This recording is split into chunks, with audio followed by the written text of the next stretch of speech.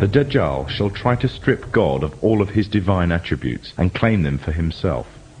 This arrogance is also the way of the Freemasons, who are engaged in replacing the laws of God with those that are man-made and claiming justice across the land, using technology to monitor all that you do, trying to see and hear everything, using genetics to alter and to improve the creation to reach their false standards. Their arrogance knows no bounds, and they obey no law but that of their own making.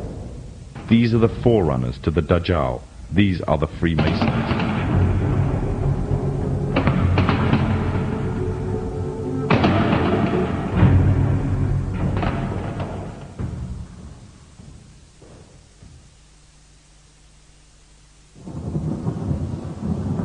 Prophet Muhammad said that a time would come when the whole world would gather around to plan the destruction of the Muslims, as if they were gathered around a table to take part in a meal.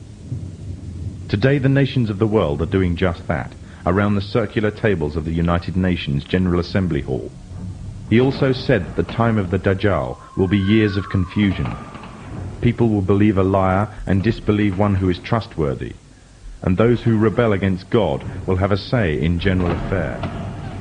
Today, during the time preceding the Dajjal, there is also a time of confusion. The system set up by the forerunners to the Dajjal have ensnared many Muslims away from truth, using lures such as wealth and materialism and fulfillment of earthly desires. A miserable trade indeed. These times of tribulation are like a giant sieve, sorting out the true believers from the apostates and hypocrites. Many have adopted the lifestyle and philosophy of the Dajjal system, retaining perhaps only their Muslim names or clothing, wearing them like a badge to their identity, and in every other way embracing wholeheartedly the system that is being used to eradicate Islam.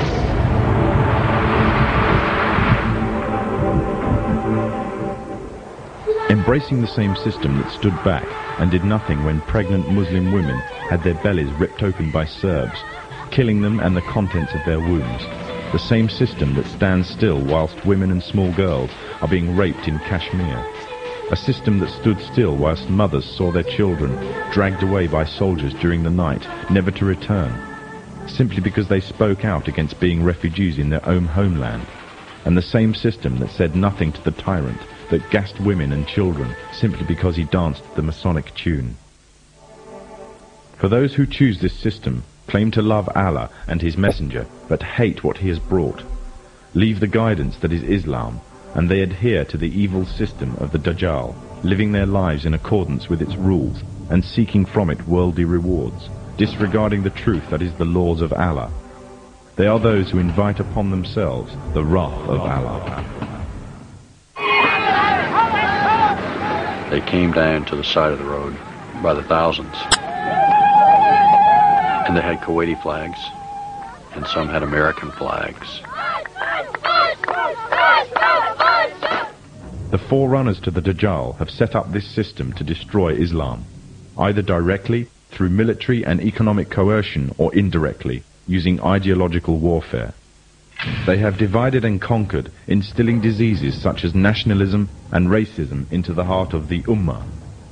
Their biggest fear is Muslim unity, and revival of the message brought by the last prophet to mankind. And everything they do is geared to prevent this. They have manipulated Muslims, setting up and promoting divides. They have installed their own universal language, compelling all to learn or be shut out, and reducing Arabic to secondary and inferior language in society.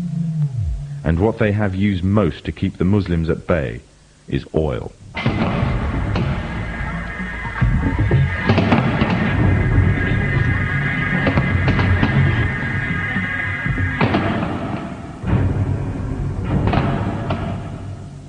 During World War I, the Freemasonic governments managed to destroy the Islamic Caliphate and annex all its territories. The part now called Iraq was put to British mandate, and current borders were defined by them and through the Iran-Iraq War. After its independence, the USA took over interest in Iraq. In fear of a purist Islamic uprising, the CIA aided the Ba'ath Party's rise to power, making Saddam Hussein the leader of Iraq and an ally to the Masonic states. When Kuwait later started raising its oil prices, It was destroying the war-torn economy of Iraq. Threats were made but ignored. The situation worsened until finally Iraqi troops were mobilized to the border. The Freemasonic media, the American media in particular, portrayed this as a shock and outrage. However, it is reported that the US ambassador to Kuwait had prior knowledge of the invasion and Iraq's intentions, as did the CIA. After the Gulf War, Saddam is still alive, and Kuwait has been liberated. It remains to be asked exactly what purpose the Gulf War served to its Freemasonic orchestrators. The Masonic West has long realized that the control of oil is vital to their economies. One of the main reasons is their reliance on cars and road transport.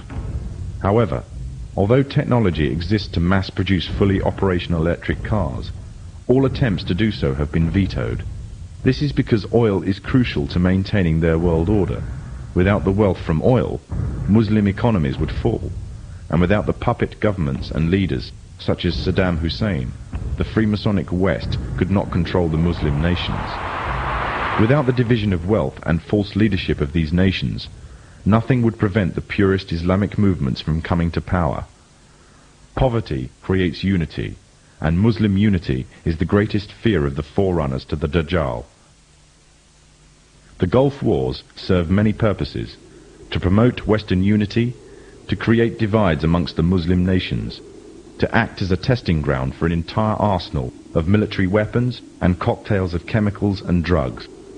But most of all, it served to ensure a strong military presence in the Middle East.